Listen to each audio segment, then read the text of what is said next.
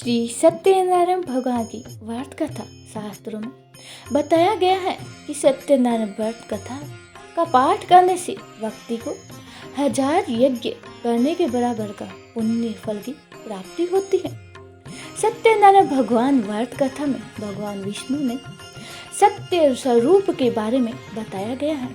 इस व्रत का पाठ करने से घर में सुख समृद्धि का वास होता है और भगवान विष्णु की कृपा बनी रहती है।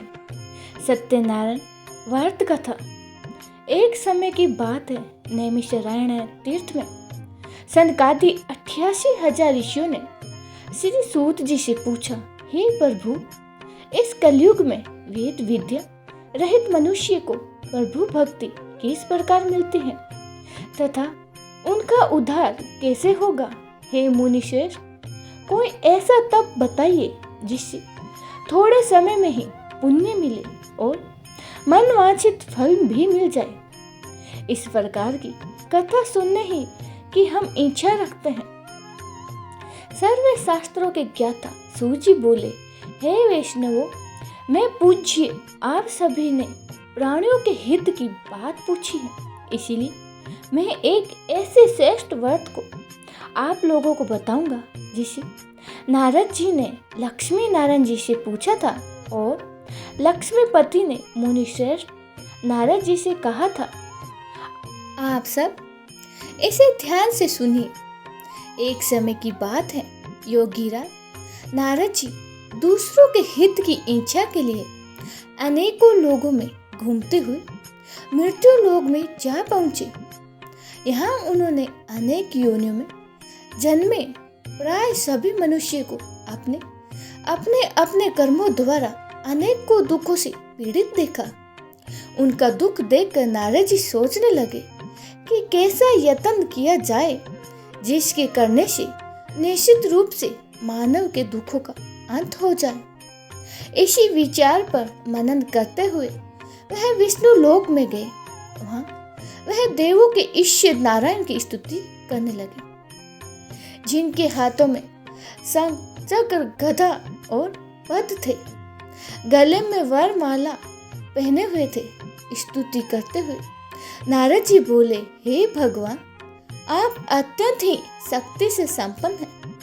मन तथा वाणी भी आपको नहीं पा सकती। आपका आदि मध्य तथा अंत नहीं।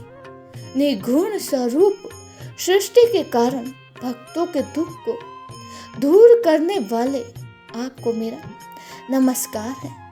नारद जी की स्तुति सुन विष्णु भगवान बोले, हे मुनिश्रेष्ठ, आपके मन में क्या बात है? आप किस काम के लिए पधारे हैं? उसे निसंकोच कहो।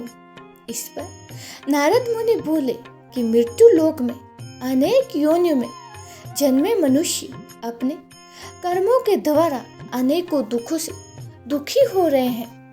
हे नाथ, आप मुझ पर दया रखते हैं तो बताइए कि वो मनुष्य थोड़े से प्रयास से ही अपने दुखों से कैसे छुटकारा पा सकते हैं? श्री हरि बोले, हे नारद, मनुष्य की भलाई के लिए तुमने बहुत ही अच्छी बात पूछी है, जिसके करने से मनुष्य मोह से छूट जाता है। वह बात मैं कहता हूँ, उसे सुनो। स्वर्ग लोग व मृत्यु लोक दोनों में एक दुर्लभ उत्तम व्रत है जो पुण्य देने वाला है। आज प्रेमवश होकर मैं तुमसे कहता हूँ। श्री सत्यनारायण भगवान का यह व्रत अच्छी तरह विधान पूर्वक करके मनुष्य तुरंत ही यहाँ सुख भोग कर मरने पर मोक्ष पाता है। श्री हरि के वचन सुन नारद जी बोले कि उस व्रत का फल क्या है और उसका विधान क्या है?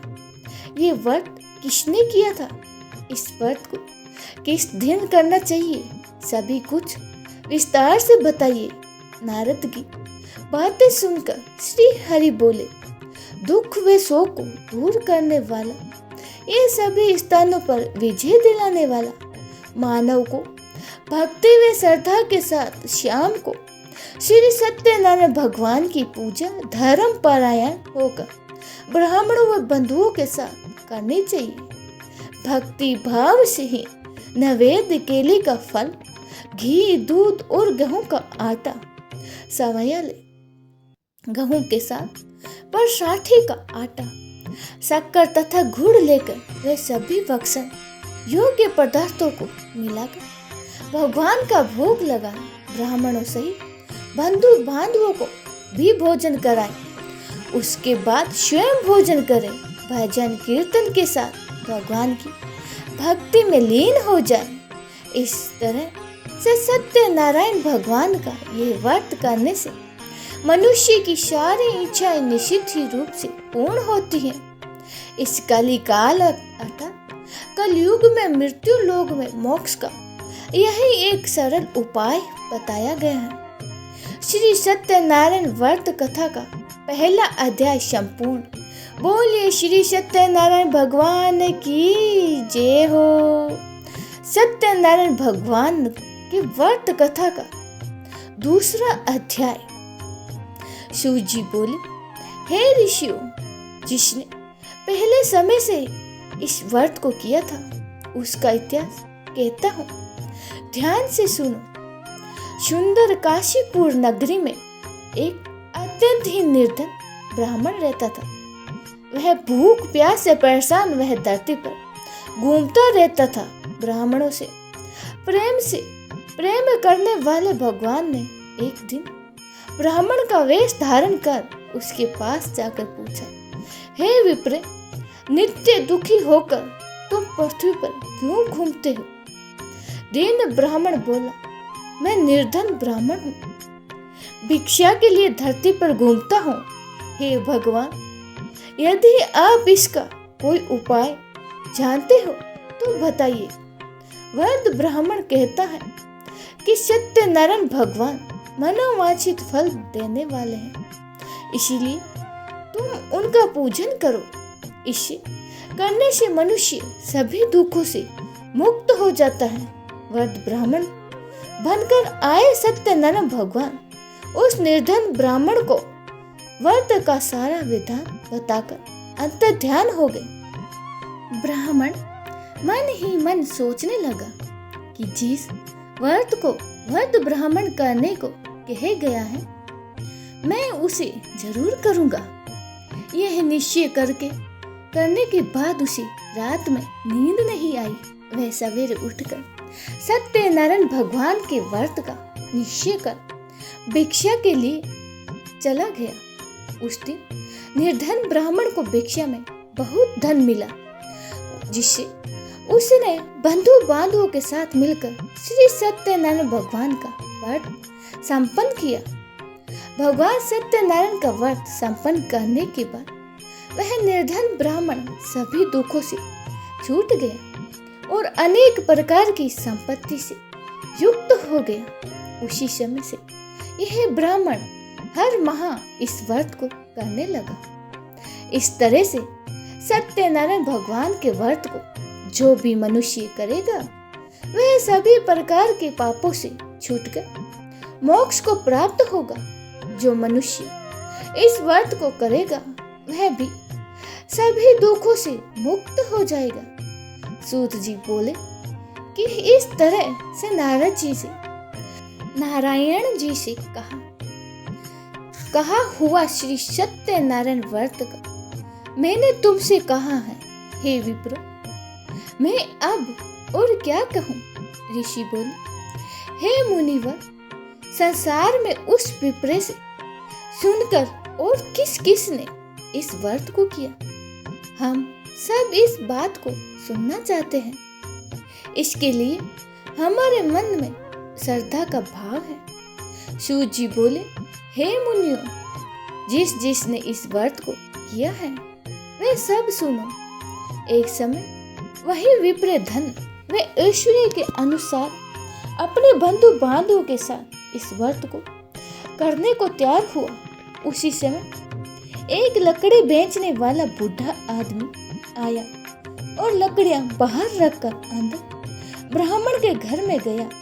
प्यास से दुखी वह लकड़हारा उनको व्रत करते देख विप्रे को नमस्कार कर पूछने लगा कि आप ये क्या कर रहे हो।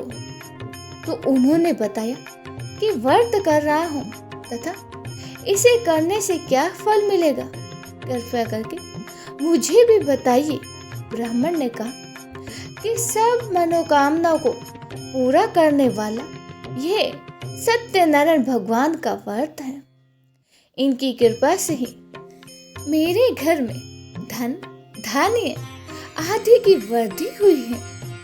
हे विप्रे, सत्यनारायण व्रत के बारे में जानकर लकड़हारा बहुत ही पसंद हुआ। चरना अमृत लेकर वह प्रसाद खाने के बाद वह अपने घर गया। लकड़हारे ने अपने मन में संकल्प किया कि आज लकड़ी बेचने से जो भी धन मिलेगा उसी से श्री सत्यनारायण भगवान का उत्तम व्रत करूंगा। मन में इस विचार को लेकर बूढ़ा आदमी सिर पर लकड़ियां रखकर उस नगर में बेचने गया जहां धनी लोग ज्यादा रहते थे। उस नगर में उसे अपनी लकड़ियों का दाम पहले से 4 गुना अधिक मिलता है। बूढ़ा ब्राह्मण प्रसन्नता के साथ दाम लेकर केले, शक्कर, घी, दूध, दही और गेहूं का आटा ले और भगवान सत्यनारायण के व्रत की अन्य सामग्री लेकर अपने घर गया। वहां उसने अपने बंधु बांधवों को बुलाकर विधि विधान से श्री सत्यनारायण भगवान का पूजन किया और व्रत किया। इस व्रत के प्रभाव से वह बूढ़ा लकड़हारा धन, पुत्र आदि से युक्त होकर संसार के समस्त सुख भोग कर अंत काल में वैकुंठ धाम को चला गया। श्री सत्यनारायण व्रत कथा का दूसरा अध्याय संपूर्ण हुआ।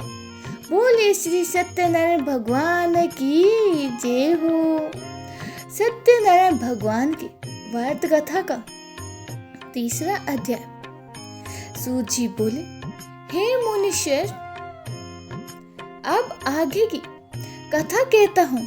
पहले समय में उल्का मुख नाम का एक बुद्धिमान राजा था। वह सत्यव्रता और जितेंद्रिय था। प्रतिदिन देव स्थानों पर जाता और निर्धनों को धन देकर उनके कष्ट दूर करता था। उसकी पत्नी कमल के समान मुख वाली तथा सत्य साध्वी थी। भरतशिला नदी के तट पर उन दोनों ने श्री सत्यनारायण भगवान का व्रत किया। उसी समय साधु नाम का एक वैश्य आया। उसके पास व्यापार करने के लिए बहुत सा धन भी था। राजा को व्रत करते देखकर वह विनय के साथ पूछने लगा, हे राजन, भक्ति भाव से पूर्ण होकर आप ये क्या कर रहे हैं? मैं सुनने की इच्छा रखता हूँ, तो आप मुझे बताइए। राजा बोला, हे साधु, अपने बंधु बांधवों के साथ पुत्र आदि की प्राप्ति के लिए एक महान शक्तिमान श्री सत्यनारायण भगवान का व्रत मैं पूजन कर रहा हूँ। राजा के वचन सुन साधु आदर से बोला, हे राजन, मुझे इस व्रत का सारा विधान कहिए। इसके आपके इस व्रत का कथा अनुसार मैं भी इस व्रत को करूँगा। मेरी भी संतान नहीं है और इस व्रत को करने से निश्चित रूप से ही मुझे संतान की प्राप्ति होगी। राजा से व्रत का सारा विधान सुन व्यापार से निवृत्त होकर वह अपने घर गया। साधु वैश्य ने अपनी पत्नी को संतान देने वाले इस व्रत का वर्णन कर कह सुनाया और कहा कि जब मेरी संतान होगी तब मैं इस व्रत को करूँगा। साधु ने इस व्रत तरह के वचन अपनी पत्नी लीलावती से कहे। एक दिन लीलावती पति के साथ आनंदित होकर सांसारिक धर्म से प्रवृत्त होकर सत्यनारायण भगवान की कृपा से वह गर्भवती हो गई और 10वें महीने में ही उसके गर्भ से एक सुंदर कन्या ने जन्म लिया। दिनों दिन वह ऐसे बढ़ने लगी जैसे कि शुक्ल पक्ष का चंद्रमा बढ़ता है। माता पिता ने अपनी कन्या का नाम कैलावती रखा। एक दिन लीलावती ने मीठे शब्दों से अपने पति को याद दिलाया कि आपने भगवान सत्यनारायण जी के जिस व्रत को करने का संकल्प किया था उसे करने का समय आ गया है। आप इस व्रत को करिए। साधु बोला कि हे प्रिय, इस व्रत को मैं उसके विवाह पर करूंगा। इस प्रकार अपनी पत्नी को आश्वासना देकर वह नगर को चला गया। कैलावती के पिता के घर में रह वृद्धि को प्राप्त हो गई। साधु ने एक बार नगर में अपनी कन्या को सखियों के साथ देखा तो तुरंत ही दूत को बुलाया और कहा कि मेरी कन्या के योग्य वर देखकर लाओ। साधु की बात सुनकर दूत कंचन नगर में पहुंचा और वहां देखभाल कर लड़की के लिए एक सुयोग्य वाणिक पुत्र को ले आया। सुयोग्य लड़के को देख साधु ने बंधु बांधवों को बुलाकर अपनी पुत्री का विवाह कर दिया। लेकिन दुर्भाग्य की बात यह है कि साधु ने अभी भी श्री सत्यनारायण भगवान का व्रत नहीं किया।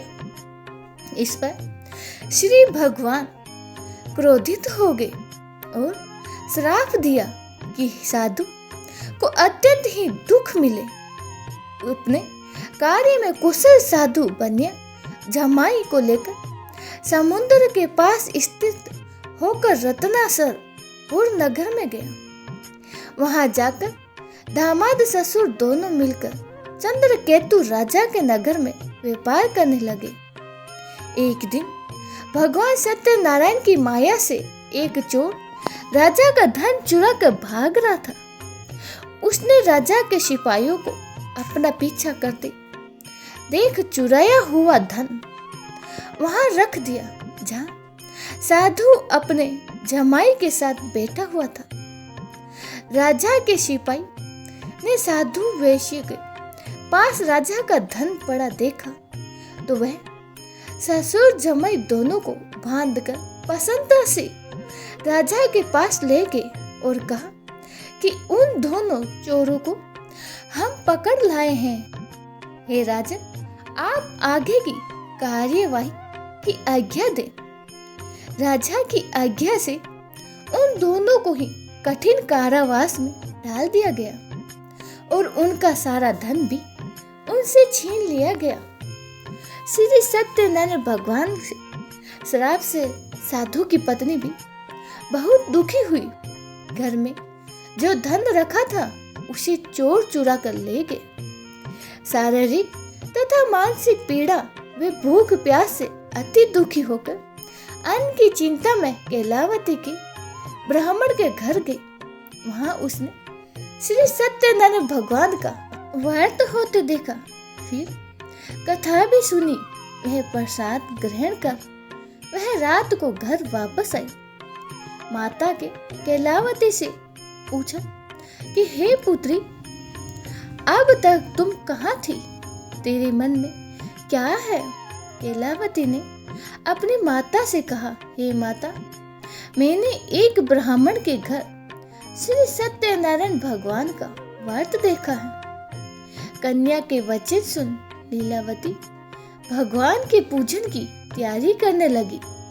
लीलावती ने परिवार व बंधुओं के सहित सत्यनारायण भगवान का पूजन किया और उनसे वर मांगा कि मेरे पति तथा जमाई शीघ्र ही घर आ जाएं। साथ ही यह भी प्रार्थना की कि हम सब का अपराध क्षमा करें। श्री सत्यनारायण भगवान इस व्रत से संतुष्ट हो गए और राजा चंद्रकेतु को सपने में दर्शन देकर कहा, हे राजन, तुम उन दोनों वैश्यों को छोड़ दो और तुमने उनका जो भी धन लिया है उसे वापस कर दो। अगर ऐसा नहीं किया तो मैं तुम्हारा धन, राज्य व संतान सभी को नष्ट कर दूंगा।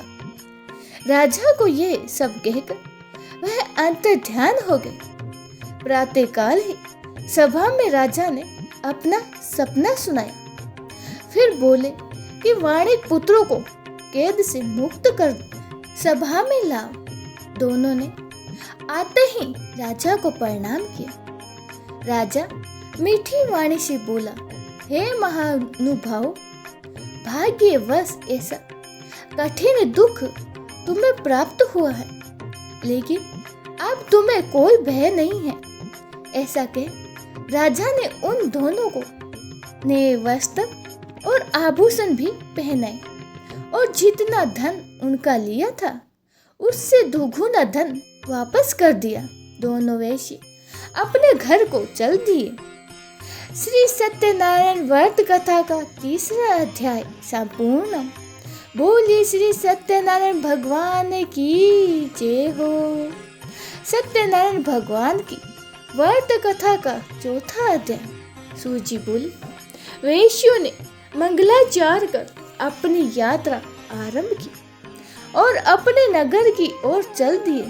उनके थोड़ी दूर जाने पर ही सत्यनारायण भगवान दंड वेशधारी में उनके पास आए और पूछा, हे साधु, तेरी नाव में क्या है? अभी वाणिक हंसता हुआ बोला, हे ढांडे, आप क्यों पूछते हो? क्या धन लेने की इच्छा है? मेरी नाव में तो बेल में पत्ते भरे हुए हैं। वैसे के कठोर वचन सुन भगवान बोले, तुम्हारा वचन सत्य हो। ढंडी ऐसा वचन कहकर वहां से थोड़ी दूर जाकर बैठ गए। कुछ दूर जाकर समुद्र के किनारे बैठे गए। डंडी के जाने के बाद साधु वैश्य ने नित्य क्रिया कर पछतावे नाव को ऊंची उठाते देखकर अचंभित मना और नाव से बेल पत्ते आधे देखकर वह मूर्छित होकर जमीन पर गिर पड़ा। मूर्छा खुलने पर वह अत्यंत ही शोक में डूब गया। तब उसका दामाद बोला कि आप शोक ना मनाएं, यह डंडी का शाप है, इसीलिए हमें उनकी शरण में जाना चाहिए, तभी हमारी मनोकामनाएं पूरी होगी। दामाद की बात सुनकर वह डंडी के पास पहुंचा और अत्यंत ही भक्ति भाव से नमस्कार करके बोला, मैंने आपसे जो असत्य वचन कहे थे उनके लिए मुझे क्षमा कर दो। ऐसा कहकर महान शोकातुर होकर रोने लगा। तब दंडी भगवान बोले, हे वाणिक पुत्र, मेरी आज्ञा से बार बार तुम्हें दुख प्राप्त हुआ है, तू मेरी पूजा से विमुख हुआ है।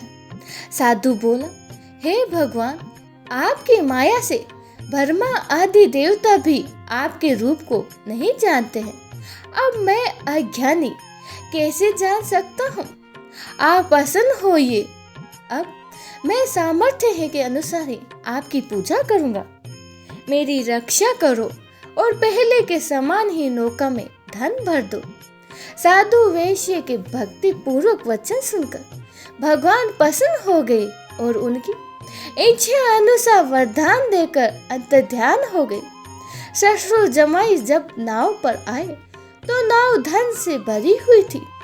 फिर वहीं अपने अन्य साथियों के साथ सत्यनारायण भगवान का पूजन कर अपने नगर को चल दिए। जब नगर के नजदीक पहुंचे तो दूत को घर पर खबर करने के लिए भेज दिया। दूत साधु की पत्नी को प्रणाम करके कहता है कि मालिक अपने दामाद सहित नगर के निकट आ गए हैं।